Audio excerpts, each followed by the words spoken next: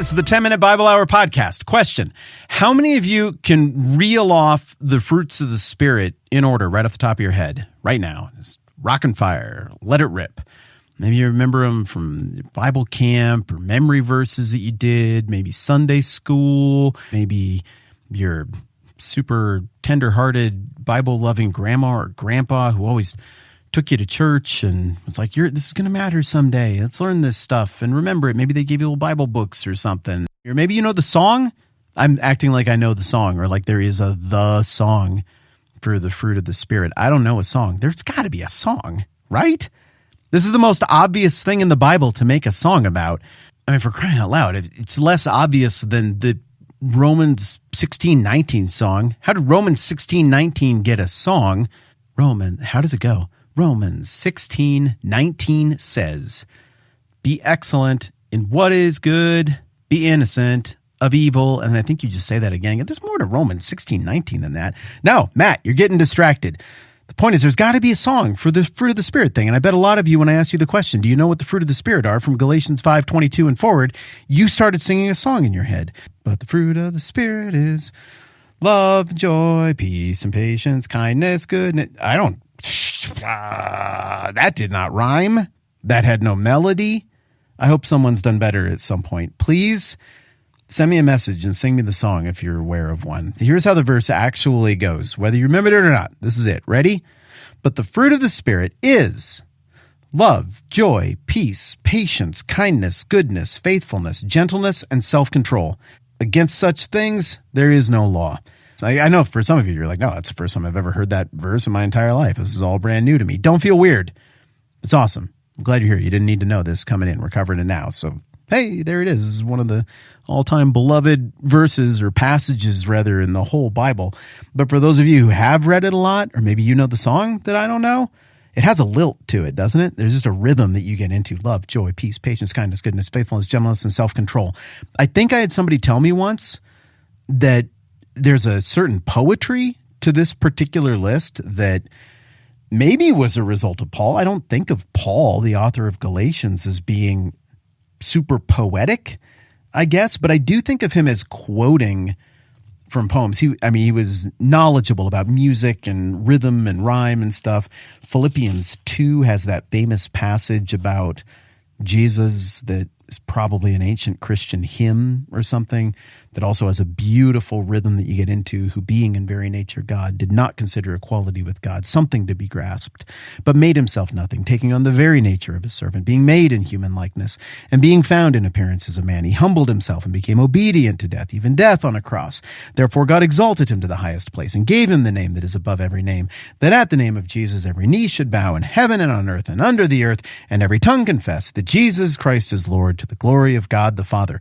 Even translated over to the English from the original Greek, you can still hear the rhythm of that one. And that's part of what I love about this fruit of the Spirit passage as well, is that there's a cadence to it that makes it stick. It's a really sticky passage.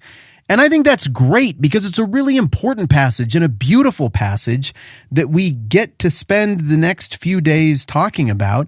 And frankly, I love the fact that the previous list, the sin list, the acts of the flesh, the acts of the sinful nature, is an absolute mess in terms of cadence. It's all over the place. It's dissident. It clashes. You don't get into rhythm with it and be like, and the acts of the sinful nature are obvious: sexual immorality, impurity and debauchery, idolatry and witchcraft, hatred, discord, jealousy, fits of rage, selfish ambition, dissensions, factions, and envy, drunkenness, and orgies. That did not work. I hope that does not stick in your head. The point I was trying to make is that it's a very clunky list that rhythmically doesn't work.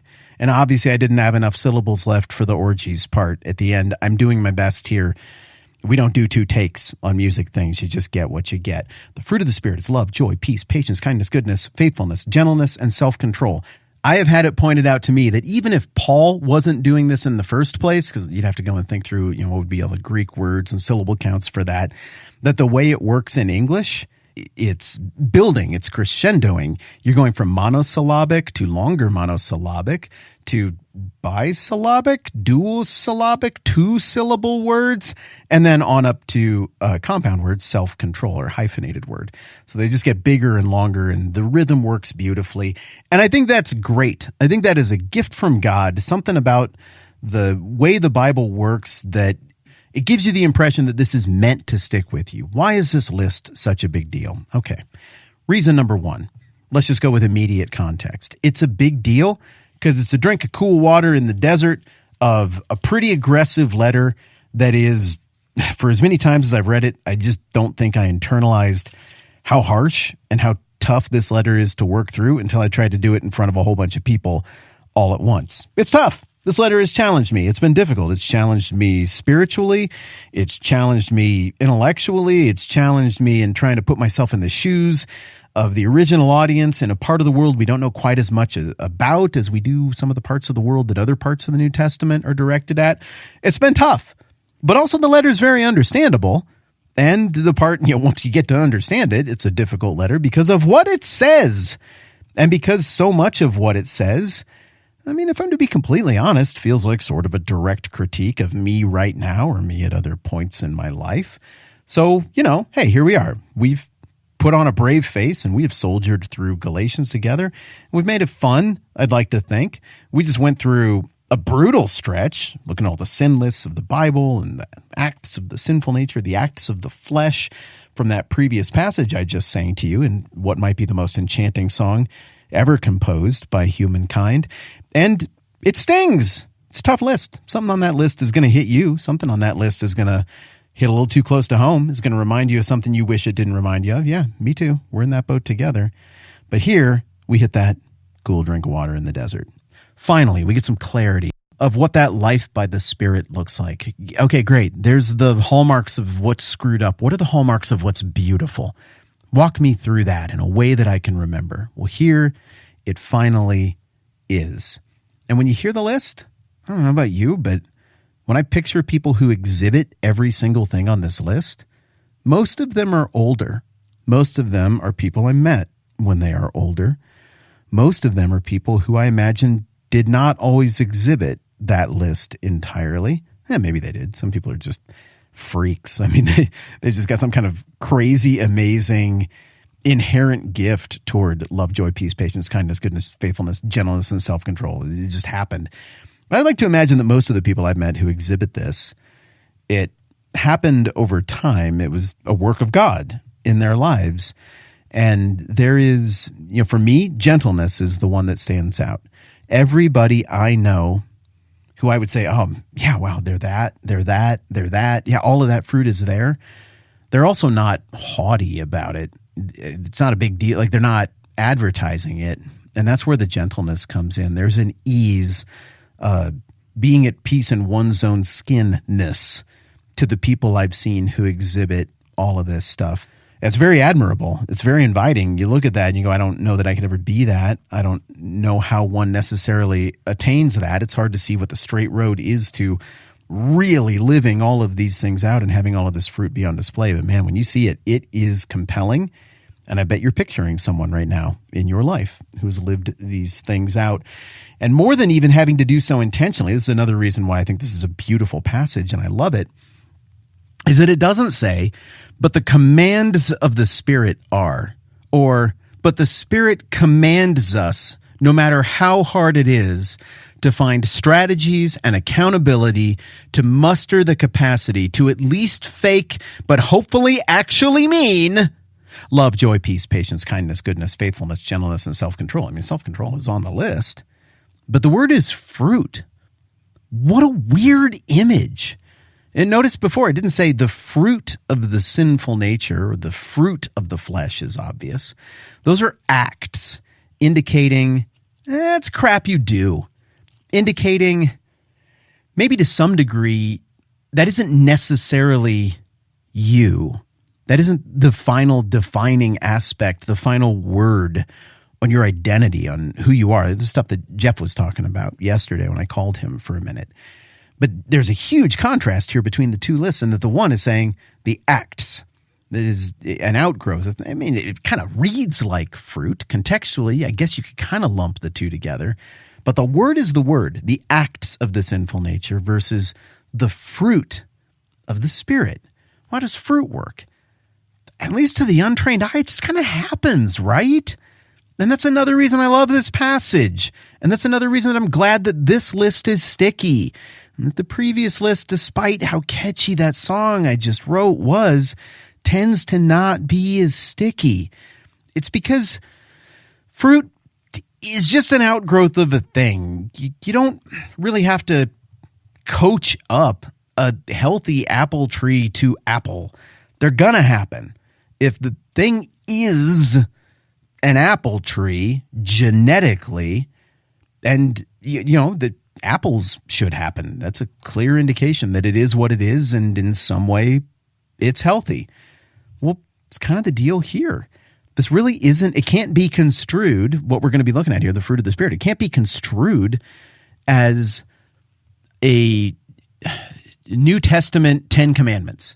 Well, it's like the 10 Commandments. You got love, joy, peace, patience, kindness, goodness, faithfulness, gentleness, and self-control. Well, that's 9, but if you split out self and control, it's like 10. It's numerology. It's like the 10 Commandments.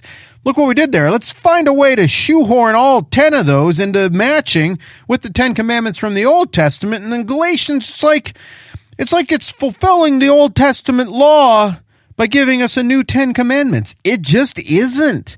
This is a different thing. These aren't a list of commandments. This is stuff that just sort of happens. These are indicators. These are outgrowths. These are things to look at and give God thanks for, that this is happening. This is what happens when the Spirit is indwelling somebody and they're a new creation and the old is gone and the new has come. Now look, it is not hard to read through the rest of the New Testament and be like, oh, well, clearly though, you can be a Christian and still do stupid crap. Yeah, no, there's a lot of stuff in here that indicates that.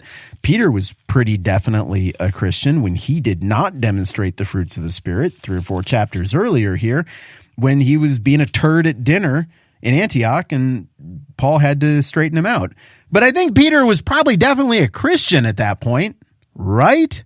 So, okay, there's no mystery here as to the reality that sometimes this fruit might not pop as much as others in the life of a Christian. Sometimes Christians might do stupid stuff, but this is the stuff that gives you a little glimpse into the supernatural.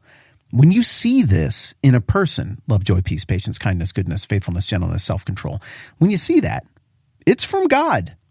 It's a kind of a miracle. I mean, you're seeing a much more transcendent, much more meaningful, miraculous work of God to take something that was dead and dry bones, that being someone who's a slave to sin and death and dead under the law, and brought him back to life, and not just like a zombie back to life, but like thriving back to life with beautiful attributes.